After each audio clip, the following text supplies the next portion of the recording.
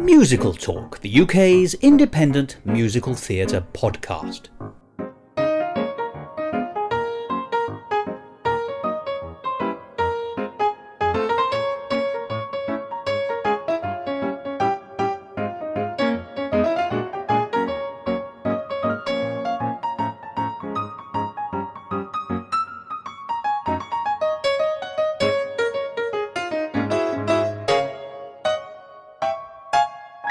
Hello and welcome to another edition of Musical Talk. I'm Thos, and as the British sun uncharacteristically beats down as I record this, I'm still thinking about gardening musicals. So I hope we're all looking forward to Stephen Sondheim's Rhododendron Show, incorporating a hit by Cole Porter, Begin the Begonias.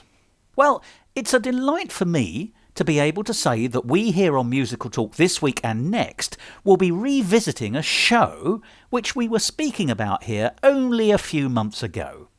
You may remember that in May I was delighted to be able to report that the hit musical show from the Edinburgh Festival Fringe in 2024, that's Off Michelangelo, written by Dylan Marcaurele, had come to London. In 2024, at the Fringe, Musical Talk had picked this show because it was so good to be our pick of the Fringe for that year. So the news that it was coming to London was something delightful. It came to the Underbelly Boulevard Soho, and at the time of broadcasting this episode, that's where it still is. You can see it right up until the 13th of July. But that's not your only opportunity to see this show because it's then returning to Edinburgh this August. So do stick around towards the end of the episode because I'll be giving you details about how you can see this show, because I hope that you will. But in May, when it opened in London, we broadcast an interview that I conducted with the writer, Dylan Marcaurele, in Edinburgh last year, when we spoke about the creation of this wonderful show. But of course, when it came to London, I was knocking on the door of this wonderful new theatre to get in to see it very early on, and I was very lucky to see an early performance. And I was even more lucky to have the opportunity to sit down with the wonderful Dylan Marcaurele, who's such a nice man, who's such a talented man and really remarkably modest man. But my goodness, he has creativity coming out of his fingertips. And, as I say, I had the opportunity to sit down with him again to record a new interview about the transition from Edinburgh to London. Because actually picking up a show from Edinburgh, however successful it is still quite a rare occurrence. It does, of course, happen. Six, of course, immediately comes to mind, and that's wowing people on Broadway now. That's how far that's gone. And Potty the Plant, which has been at Edinburgh for the last couple of years and is also coming back for 2025, was at the Wilton's Music Hall in London only in the last weeks, as listeners will know. But Off Michelangelo was an absolutely 5-star Edinburgh show, and in my opinion is one of the most enjoyable shows I've seen for a very long time, with lots of terribly clever, earwormy music. So if you want your songs catchy, go along and see Off Michelangelo at the Underbelly Boulevard Soho or in Edinburgh this summer. But before that, let's hear the first half of the conversation I had with Dylan in one of the rooms in that wonderful theatre, as we discussed how his show had moved from Edinburgh to London, how it had been changed, and to explore just a little bit more what makes Dylan tick. It's always nice to explore with a creative what it is that makes them a creative, what drives them, what themes interest them. And Dylan is a very open and honest man, as you may recall from our previous conversation.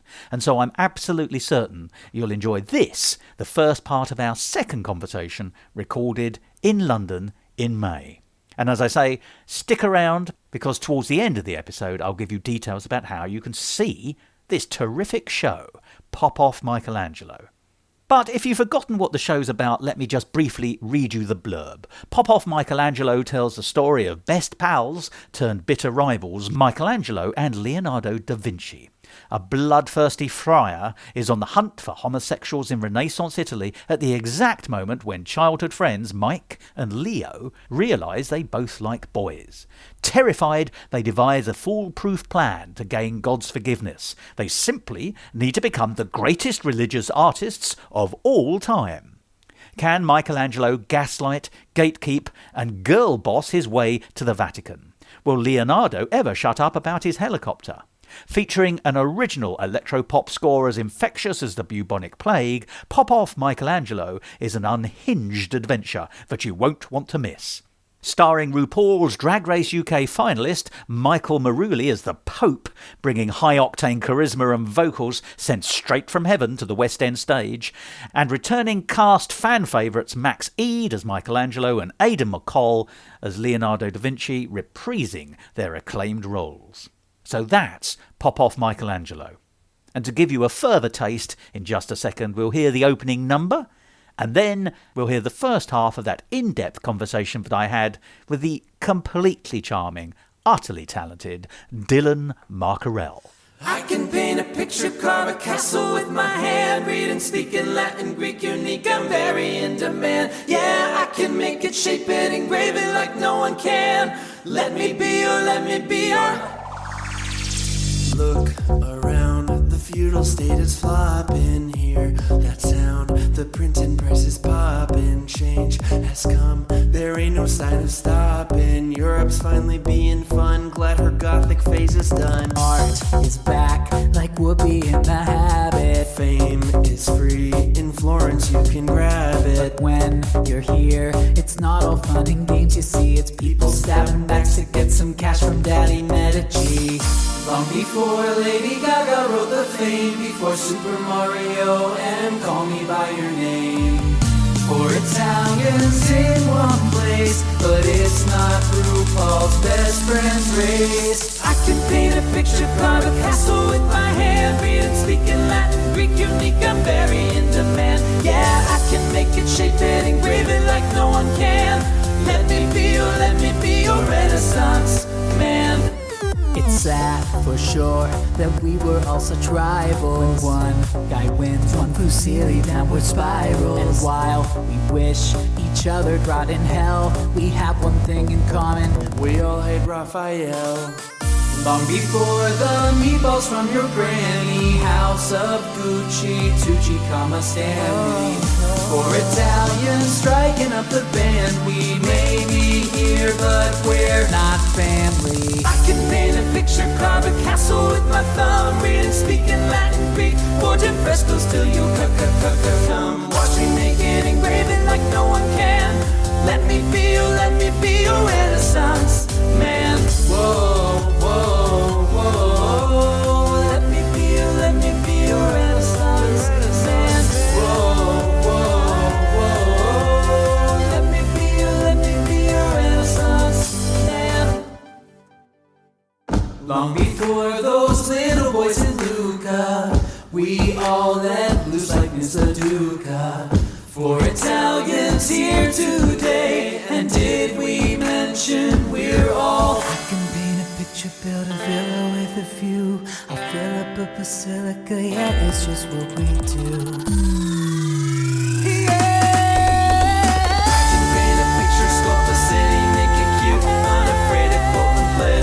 Shredded on the loop, yeah, I can make it, shape it, engrave it like no one can.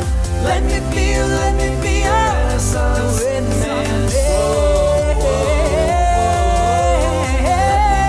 Let me be your Renaissance man. Whoa, whoa, whoa. Let me be your Renaissance man.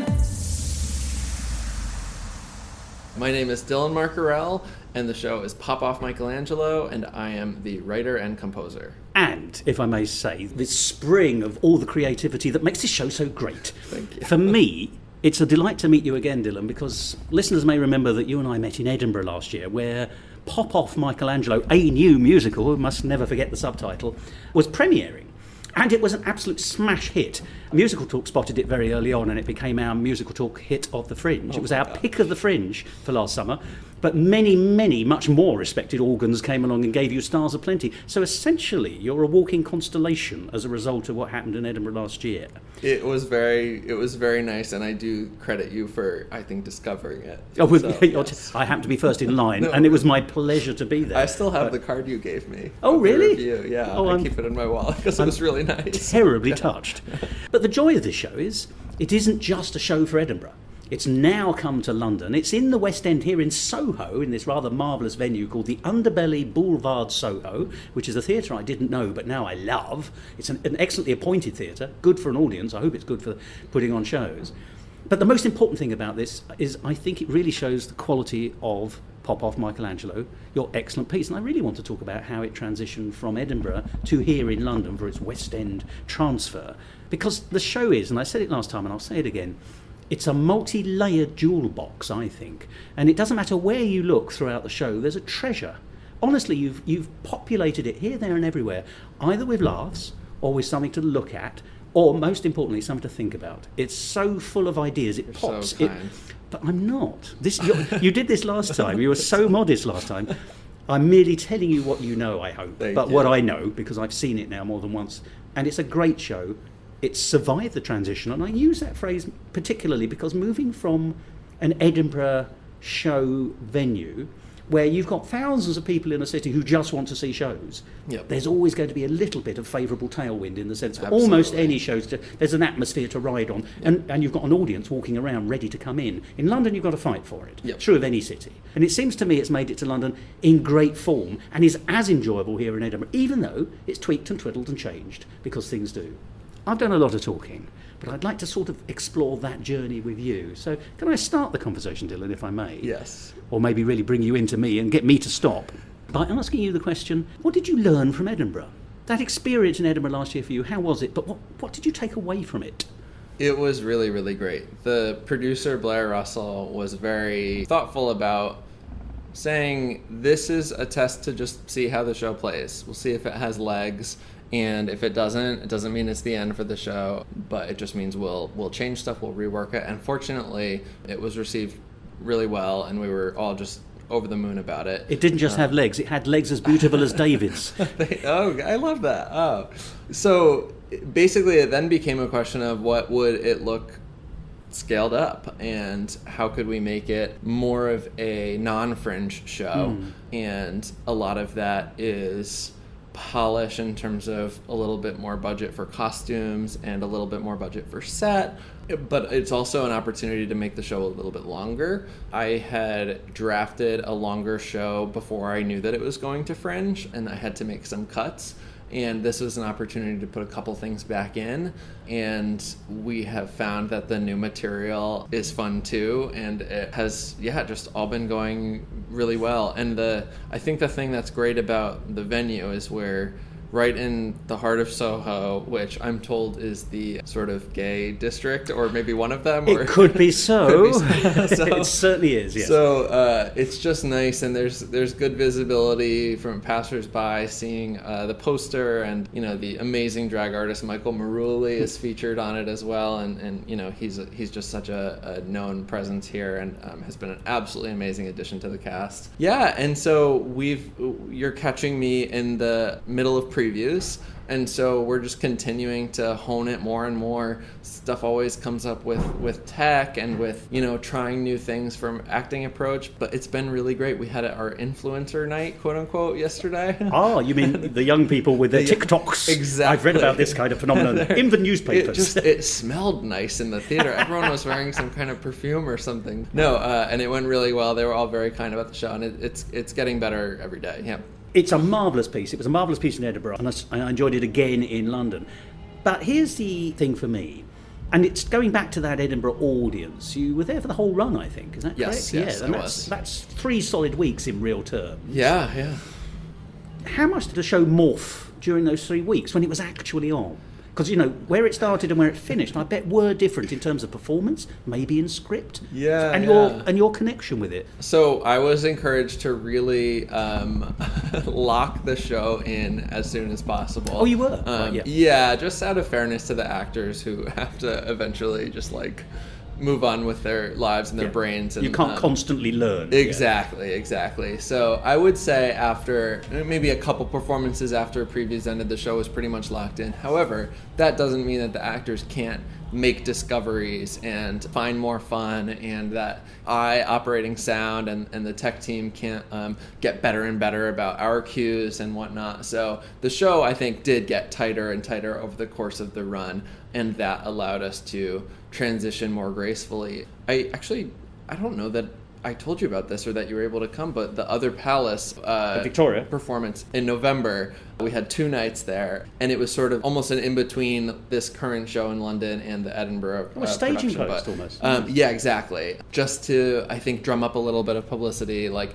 got a few reviews in London and kind of add a few more people into the family of the show, because it just helps to have more and more cast members, because you never know who's going to be available.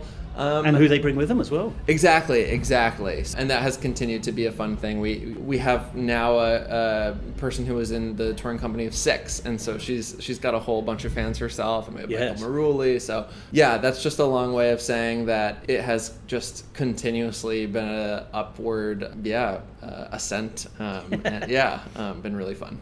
Now, on different nights, I'm going to start with Edinburgh because I just want to take us from there to London, as it were. The literal journey, let alone anything else. Were there different responses from audiences? I mean, I know that every night there's different responses from audiences, but was there anything marked?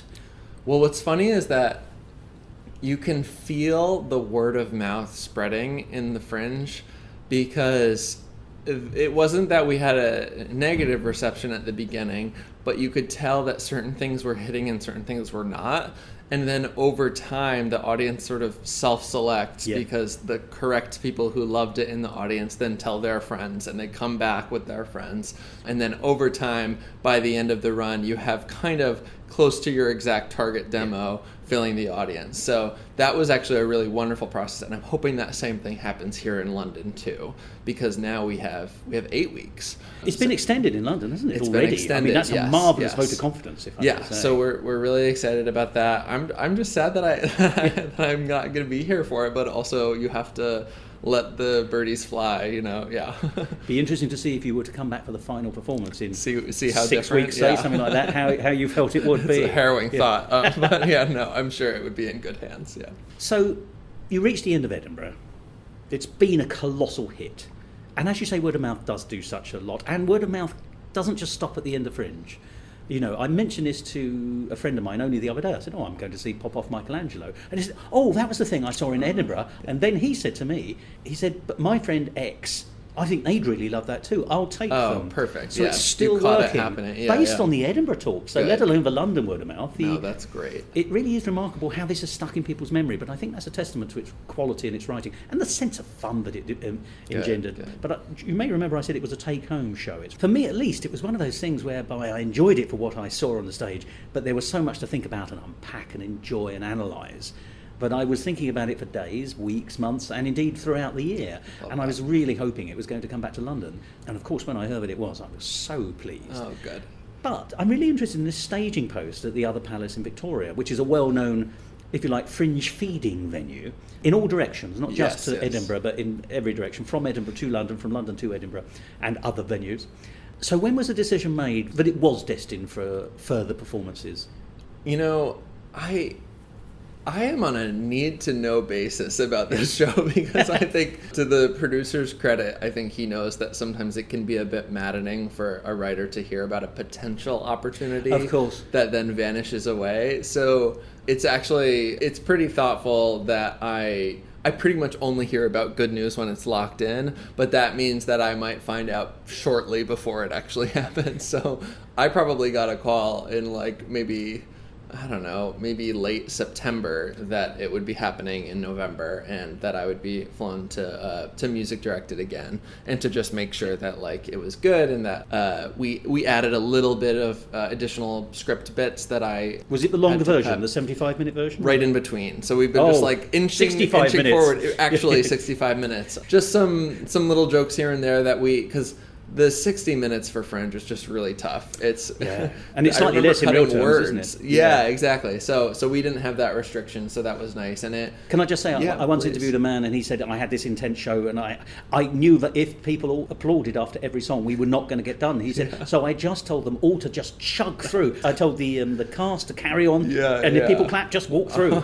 And the same with the musicians, just bam, bam, bam. And he said it was the only way we could get it through. So that idea of cutting a single word just to save a nanosecond, right. It's hard. It's remarkable. It's isn't like, it? how can we save all of these nanoseconds over the course of it? Yeah, exactly. And so it was nice to test that breathing room, test some new jokes, refine some new jokes. But yeah, mitigating risk at each step. I had two full songs that were cut before the Edinburgh production. For timing. For time. Yeah. And then we now have added one of those in. But there is still another one that has yet to be re-added. But it's funny because obviously, if it's the last song to be re-added, that's probably for a reason. So every step of the way, I'm like, I really hope this song doesn't fail. I actually think the song that was added is an audience favorite. It's a very over-the-top, silly song. So you're not narrowing it down. Right, that's nice. But I think I might be pushing it. I can give minor plot spoilers, right? Oh, well, it's entirely up to you. But yes, that's a minor one. I think it's fine. Yeah. The one remaining number.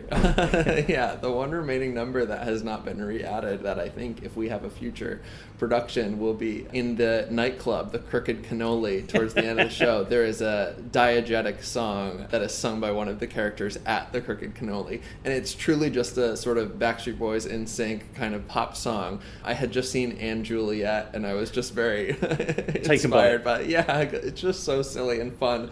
The problem is, late in a show, to have a song that doesn't move the plot forward, it's a bit of a hard sell. So we'll see. We'll play with it. But yeah. But you know, if you're riding on the crest of audience enjoyment, and one of the things I love about this show so much is it also generates an atmosphere. Not every show manages to do that, but this one creates an atmosphere which is almost thoroughly tangible, actually, in the auditorium. And it did it on both occasions, in Edinburgh and London. Good. I could feel it always slightly different because every night's different, but it generates its own sort of surf. And I think that actually, that when you've got an atmosphere, you can't be self-indulgent more than once in a show, but I think you can be self-indulgent once. And I think if you pick that one spot properly, then A, you've got the option for that number. But secondly, I think the audience will go with you. Yeah. Because actually, I can tell you this, the nightclub you talk about is plot dynamic, plot important. We don't see much of the club itself. Correct. So actually, in terms of world building, there's still a job to be done there if you wanted to do so. Was this... Would you see this from, let's talk timescales. Sure. Edinburgh was 60 minutes or just under with scene changes. Victoria, the other part, is 65. Here in London, we're 75. Yeah. Are we getting up to the original 90 again? Is that the plan? I doubt one day? It. I mean, it's hard because I've heard horror stories about other shows adding more and more padding and getting longer and just if losing it's padding, that spark. Yes. Yeah. And brevity does help, of course. Yes. Yeah, and so it's hard to. My challenge as a writer is to find out what's padding and what. Because if a cut makes something tighter, just keep the cut. You know what I mean? So. Or if it's dramatically earned. Right. Yeah, if you can actually connect it with what.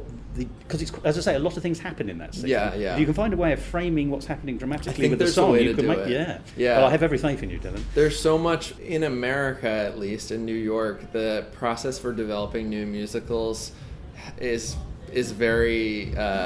There's workshops and there's table reads and maybe that's just because it's so expensive to develop new work there that you have to just have these sort of made up sitting in a rehearsal room kind of musicals, whereas maybe it's easier to get stuff up on its feet here. But it's been both a whirlwind and a privilege here to just literally try it on its feet with an audience. And again, fortunately it's all gone very well. And the song that was added for this production, I won't say too much about, but it's a bit of a villain song, which was something that a lot of people said after the Fringe production. I just wanted a villain song.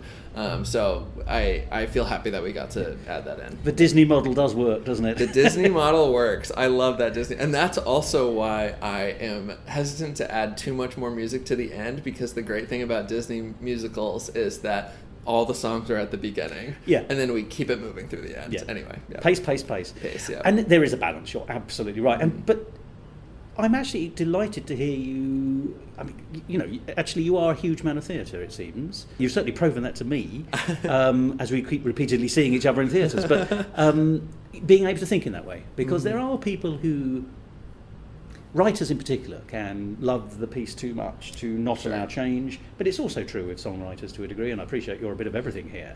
In fact, you are all of everything here. You know, you're God on the end of the Pope's telephone line. In fact, thanks. Wow.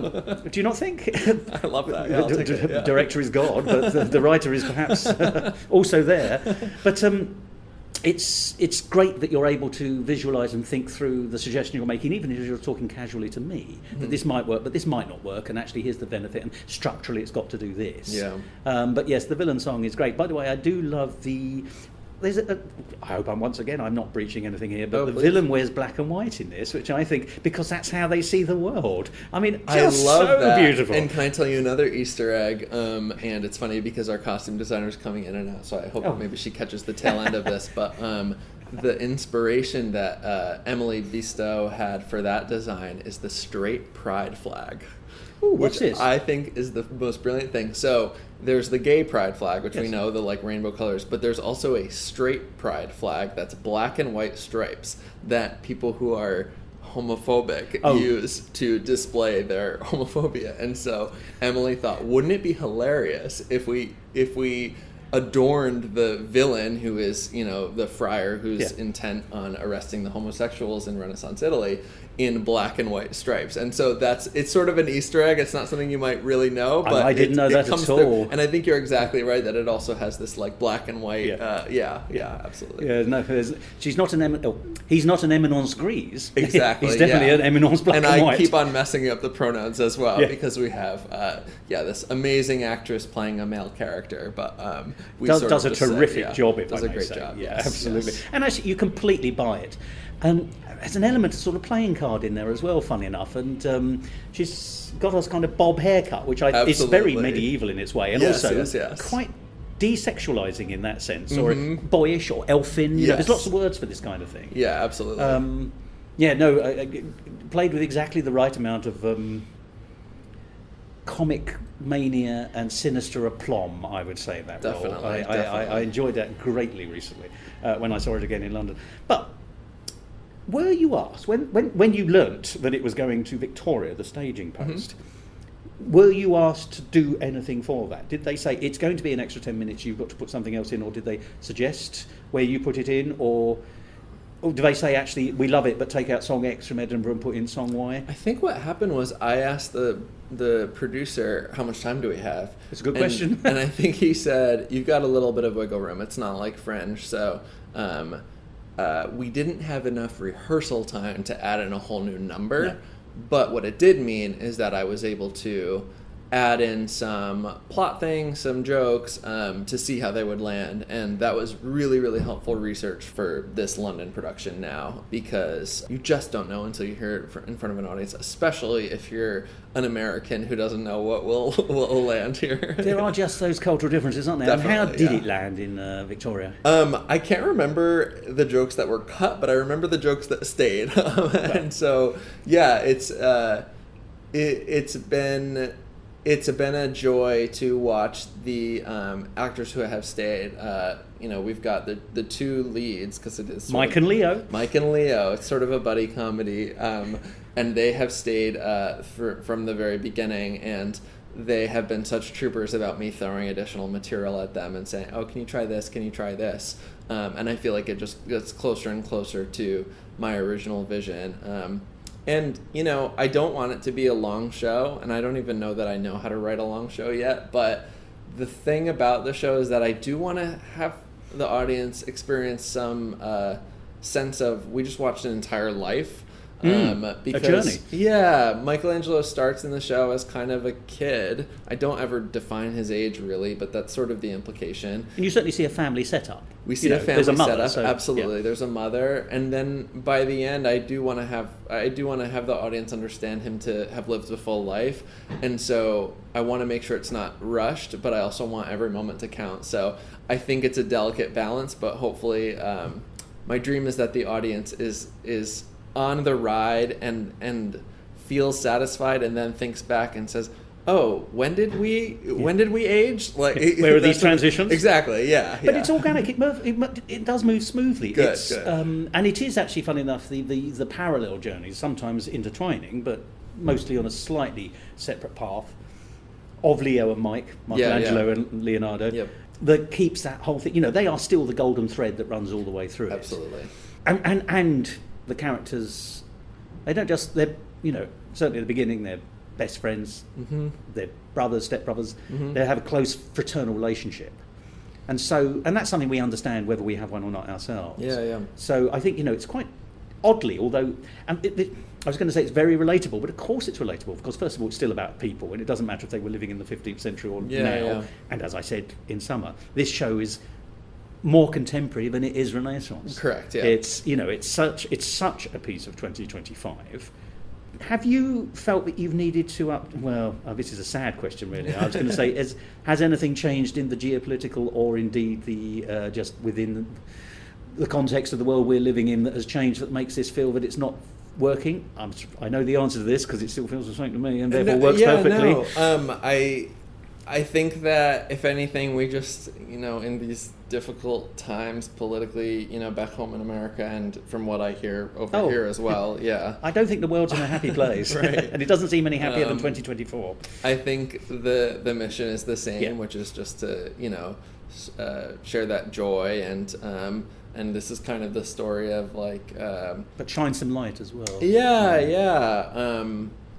If there's a lesson, it's of self-acceptance, and to not work yourself to the bone for someone who might not even like be into you, So true relationships. Yeah, of all forms. Yes.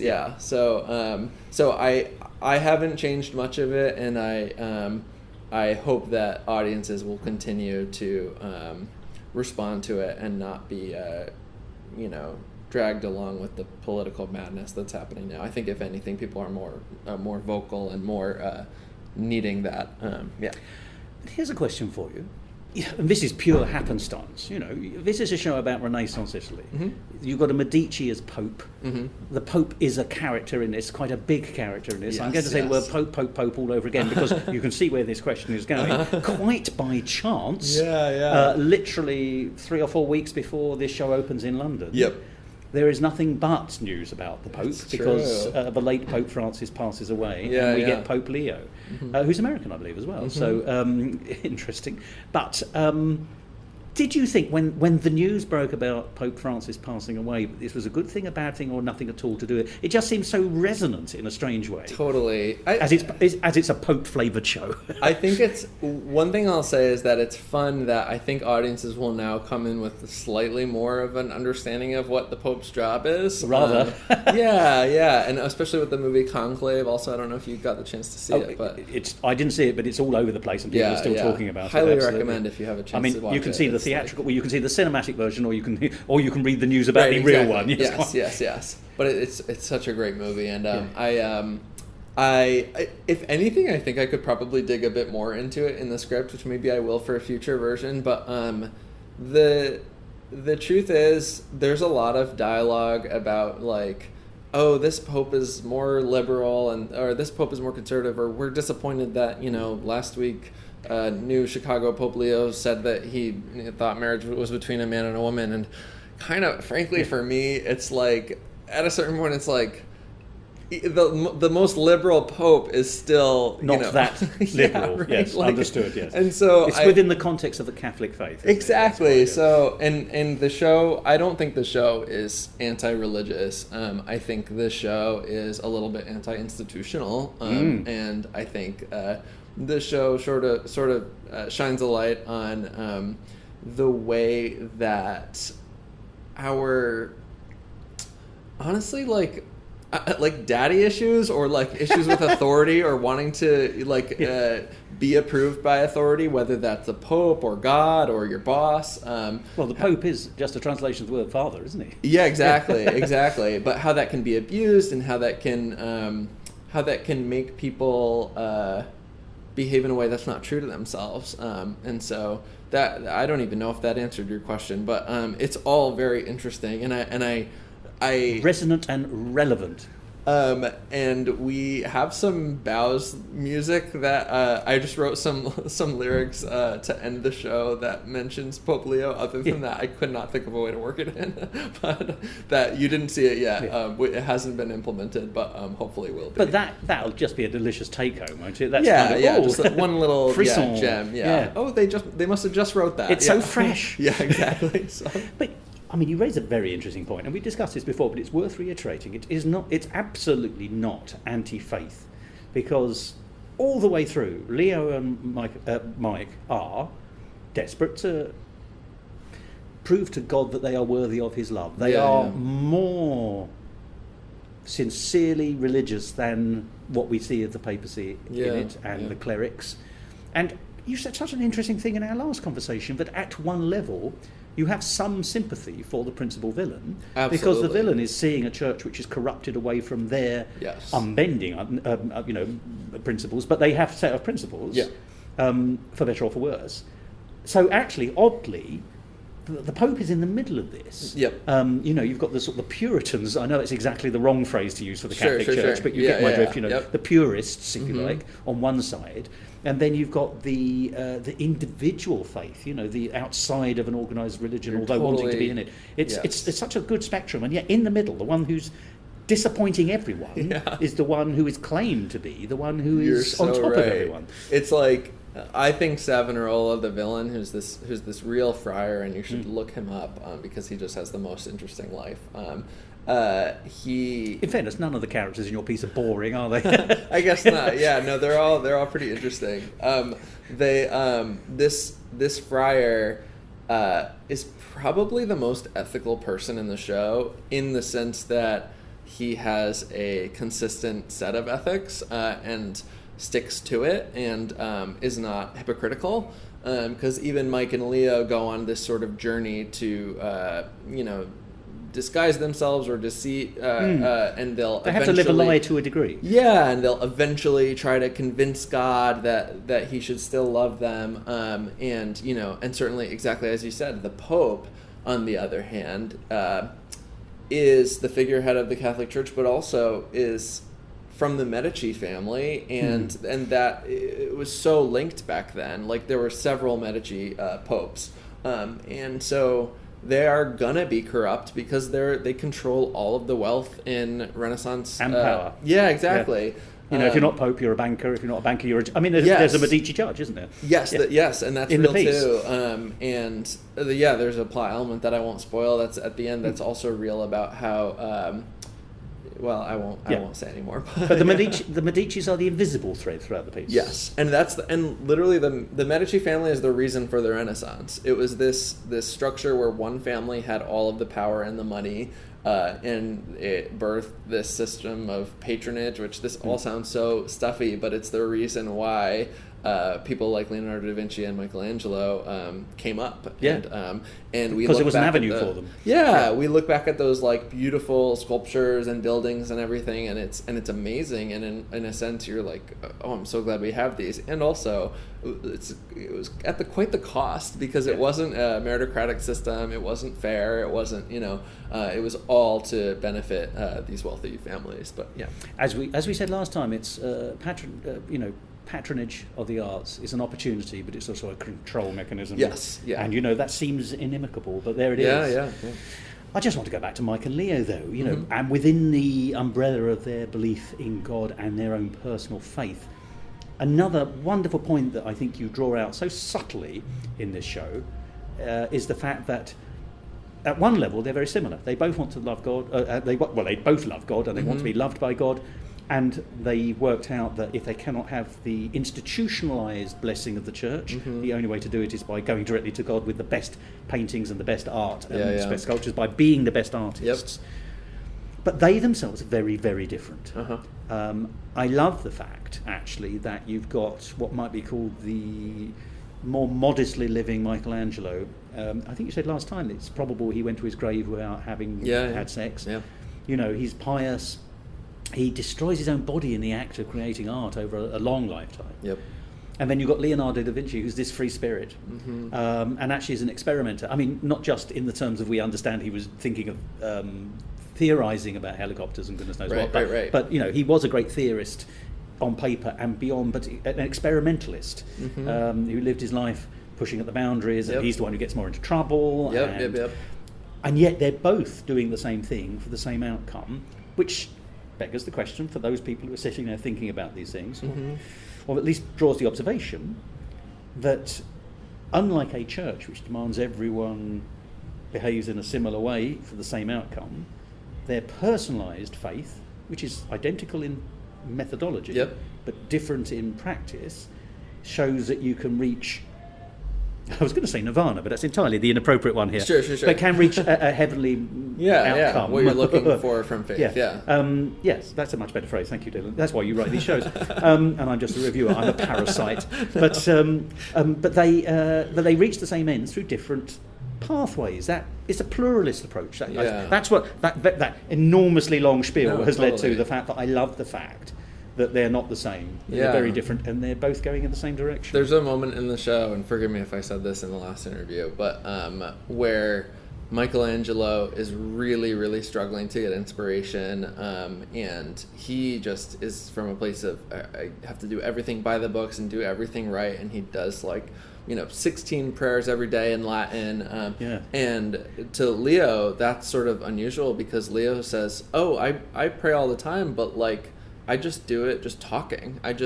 We just chat, I don't necessarily have too much to say. I don't do a certain script. It's not formalized. Yeah, exactly. And that kind of rattles Michelangelo a little bit. He's like, I didn't know that was allowed.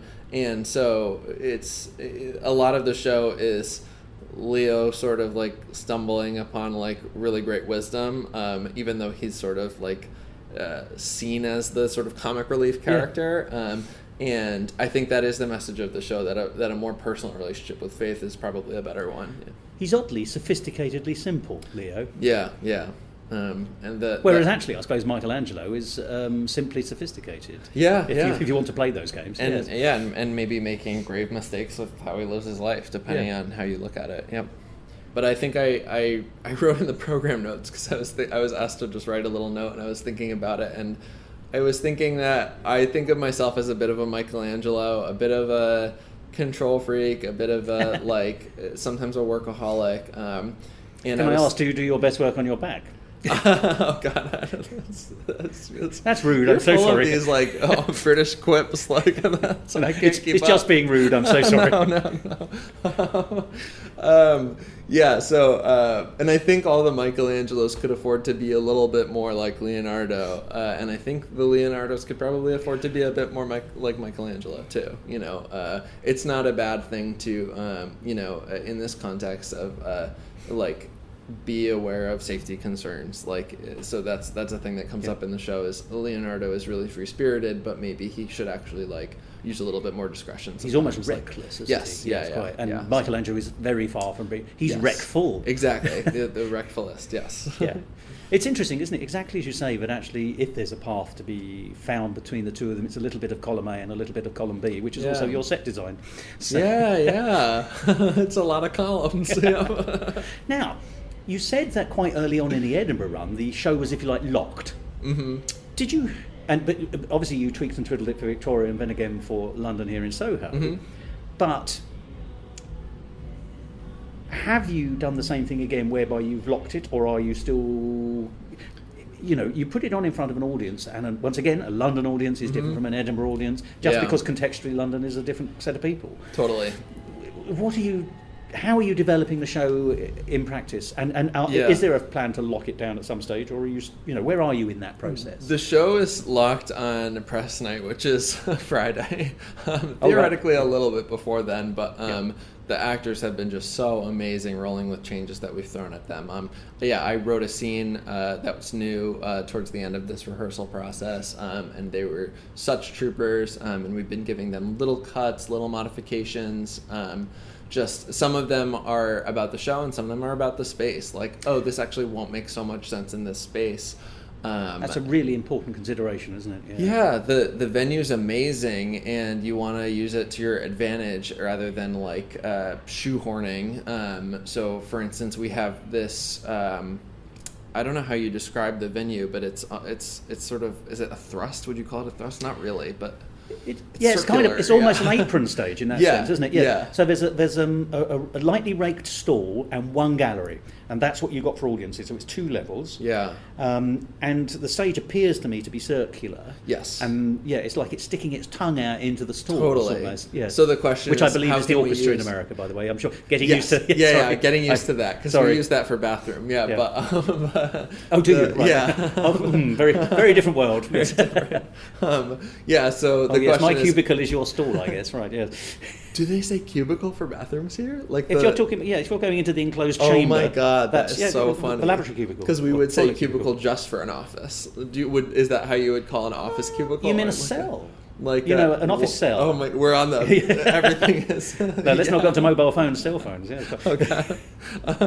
But anyway, so we, if we only have this door that the actors can go through, but we also have this cool balcony where the actors can go. How do we use all of that? So there's a lovely moment, without breaking too much, where somebody uses that balcony for high dramatic effect. Yes. Did you like that? I did. Oh, yes. good. Okay, well, great. I'm going to be honest, and this is a British thing. Yeah. I don't know how much you're aware of British pantomime. A little bit. Yeah. Yes. I don't know if you know. There are rules to British pantomime. The good fairy comes on the left, and the villain always comes on the right. This is if you're looking from the audience point of view, or stage left and stage right, and the other way around. But on the day I went.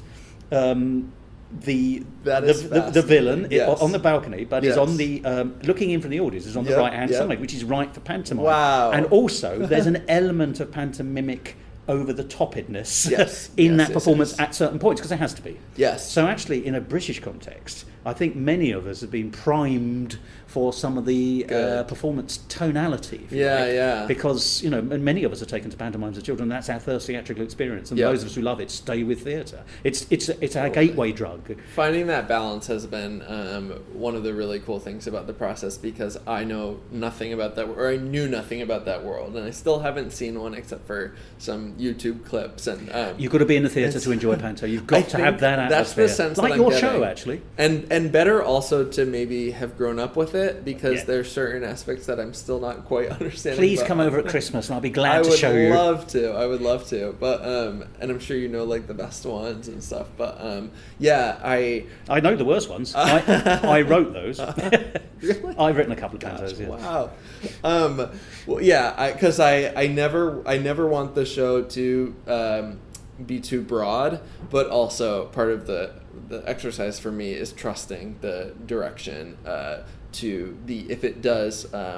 if there is an audience sensibility to enjoy a little touch of a wacky villain, like maybe that's okay. Not too broad and not too often. Sure. But occasionally broad up to the point where broad is still acceptable within the context of a serious show. Yeah, absolutely. That makes perfect sense to me. Yeah. But it's all about delineating where the border is. And, a British audience will have a slightly different border to an American audience or boundary. Yep. And indeed, if you were to take it to other English-speaking, Australia will give you a different response again, I imagine. Sure. Yeah, it's fine. Panto there. Do you know? Oh yes. They do? Okay. Oh yes. Forgive me. Most of the Commonwealth countries still have a taste for panto. Even Canada? Is that? There's more there than you think. Wow. There's a cricket team in Cuba. There's what a big world out there. We've infiltrated a lot of places, and not always benevolently. That's but I think right. Cricket's probably a positive thing. Sure. Fine. If cricket and It's pantomime, not the worst, if cricket and pantomime are our two cultural legacies, then the world isn't that bad. Yeah. Musical talk. And there we are, the first half of that conversation with Dylan Marcaurele. He's such good company. He's so honest, he's so modest, and yet he's so talented. If you'd like to see Pop Off Michelangelo, and I hope that you will, you can still see it in London at the Underbelly Boulevard, Soho. It's on until the 13th of July, and it lasts for 75 minutes, and prices for tickets start at a very reasonable £15. Quite where you'll see as much fun for as little money in London, I'd like to know. And then it goes to Edinburgh between the 31st of July to the 25th of August. And it's on every day at 5:15, except for the 13th of the month. Everyone's entitled to a day off. And all that means is that there's two opportunities at the time this episode of Musical Talk is broadcast to see Pop Off Michelangelo by Dylan Marcaurele, and I'd strongly recommend that you do. Well, join us again next week when we'll hear the second part of that conversation that I had with Dylan, where we further explore some of the threads that you can detect in his creative interests. It's interesting to talk to somebody whose own interests clearly have a golden thread running through them. And next week we'll explore that a little bit more. But I think for the time being, it's going to be time to say pip pip, or possibly in the case of Pop Off Michelangelo, pop pop. And here's me doing so. Pip pip, goodbye.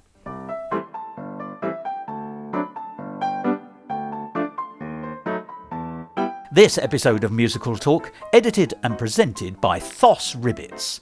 Copyright Musical Talk 2025, except for the song where the copyright remains with Dylan Marcaurele. And my enormous thanks go to Dylan for allowing me to play his wonderful song in this episode.